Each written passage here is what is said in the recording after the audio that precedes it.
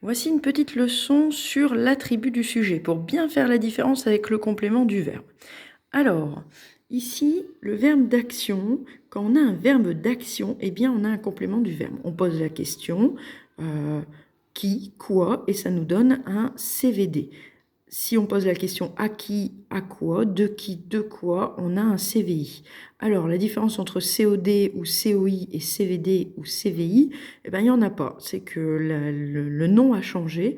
Aujourd'hui, on ne dit plus complément d'objet direct, mais complément du verbe direct. Mais c'est la même chose. Donc, pour trouver le complément du verbe direct ou indirect, on pose les questions à partir du verbe. Mais quand notre verbe, c'est un verbe d'état, eh bien, on a un attribut du sujet.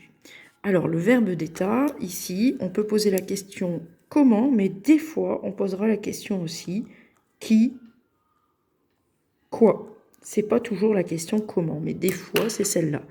Donc, le problème, c'est que si on pose la question qui ou quoi, eh ben, on croit que c'est un CVD. Sauf que là, c'est pas un CVD puisque c'est un verbe d'état. Alors, on a vu en classe comment reconnaître les verbes d'état. Tu as ta leçon dans le porte-vue sur les verbes d'état. On peut le remplacer par être. Alors, il faut connaître la liste par cœur. On avait fait une liste en classe. Révise-la. Elle est aussi dans ton porte-vue.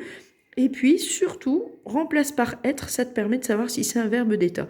Donc, chaque fois que tu trouves un verbe, eh bien, tu dois te poser la question. Parce que derrière, si c'est un verbe d'état, c'est pas un complément du verbe, c'est un attribut du sujet. Et des fois, ça répond à la même question attachée au verbe. Alors, la différence aussi qu'on peut voir, c'est dans le sens.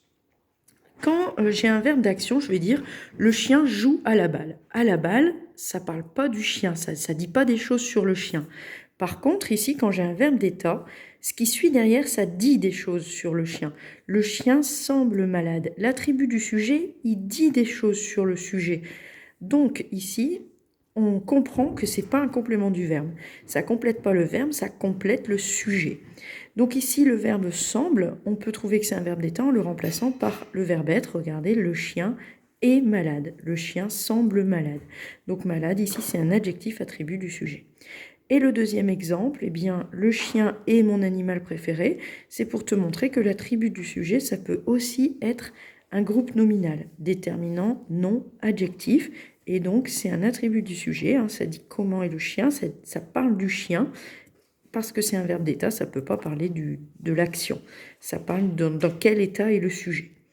Voilà, donc ça c'est pour la petite chose sur les attributs. Et un petit plus aussi pour l'adjectif, les fonctions de l'adjectif. Quand ton adjectif il est collé au nom, sa fonction c'est épithète. Par contre, quand l'adjectif il est séparé par un verbe d'état, sa fonction c'est attribut du sujet. Donc tu dois aussi faire la différence entre l'adjectif collé au nom qui est épithète, l'adjectif séparé par un verbe d'état, mais attaché au nom quand même, qui est l'attribut du sujet. Voilà, bon courage pour tes exercices.